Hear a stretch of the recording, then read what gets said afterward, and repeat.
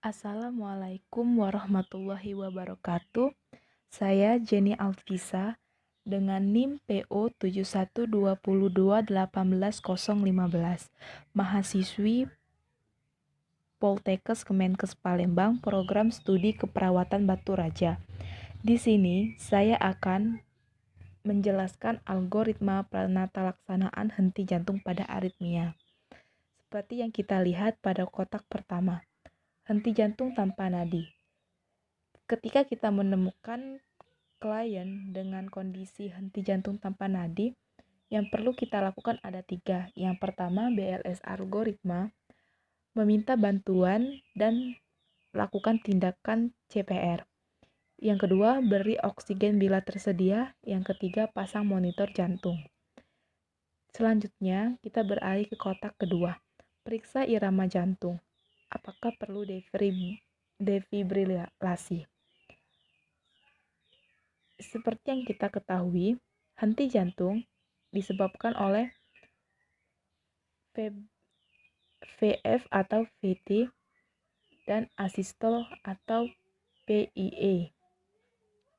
Di sini, seperti yang kita ketahui, VF itu adalah ventricle fibrilasi, VT adalah ventricle tachycardia, asistol dan PIE adalah pulseless electrical activity.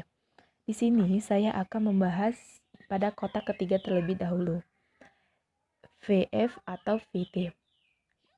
Selanjutnya, kita beralih kepada kotak keempat. Yang akan kita lakukan adalah beri 1 kali shock. Yang pertama, manual basic dengan ukuran khusus 120 sampai 200 Joule. Yang kedua, AED dengan ukuran khusus. Yang ketiga, monopasic sama dengan 360 Joule.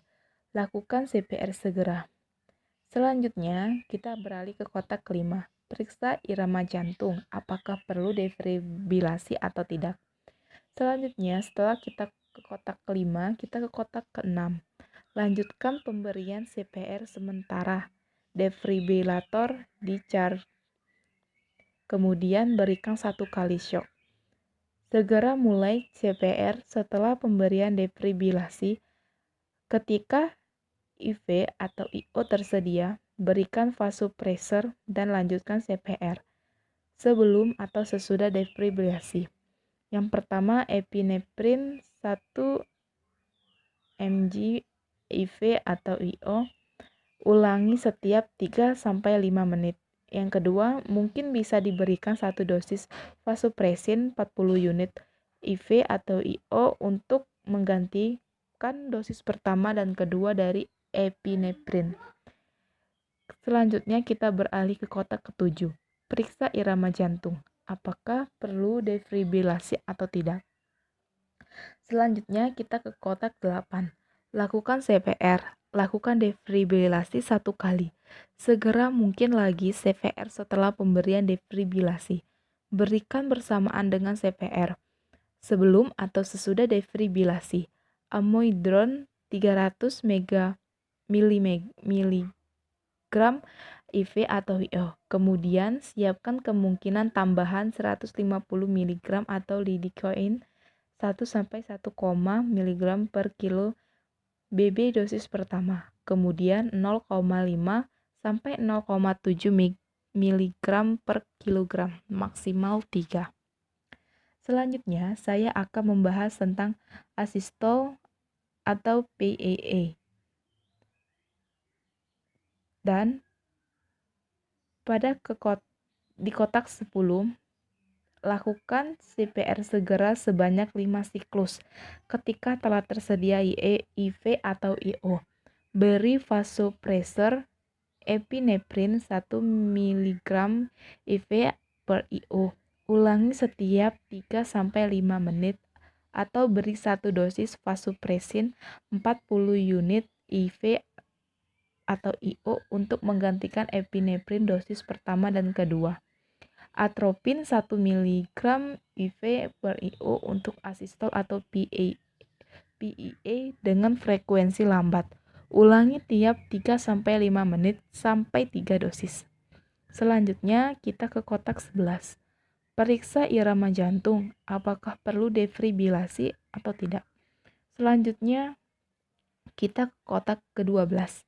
Yang pertama, yang harus kita lakukan adalah jika sistol kembali, kita harus kembali ke kotak ke box nomor 10. Yang kedua, jika ada aktivitas kelistrikan, periksa nadi. Jika tidak ada nadi, kembali ke box 10. Yang ketiga, jika nadi terabah, lanjutkan ke perawatan pos resusitasi.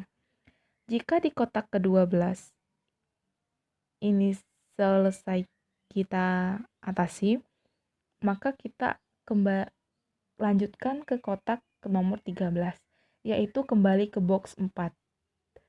Nah, jika di kotak ke-12 ini sudah normal, sudah kembali yang sudah kita ketahui apakah hasilnya, kita bisa kembali ke kotak ke nomor 4, yaitu yang kita lakukan adalah beri 1 kali shock.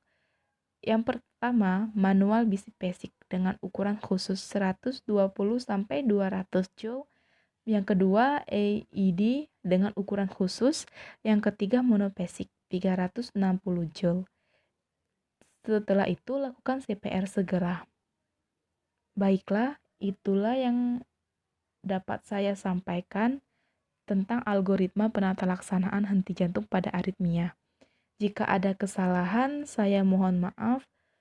Jika ada kekurangan, juga saya minta maaf. Dan kepada Allah saya mohon ampun. Semoga apa yang saya sampaikan bisa dimengerti kepada kalian semua. Terima kasih. Wassalamualaikum warahmatullahi wabarakatuh.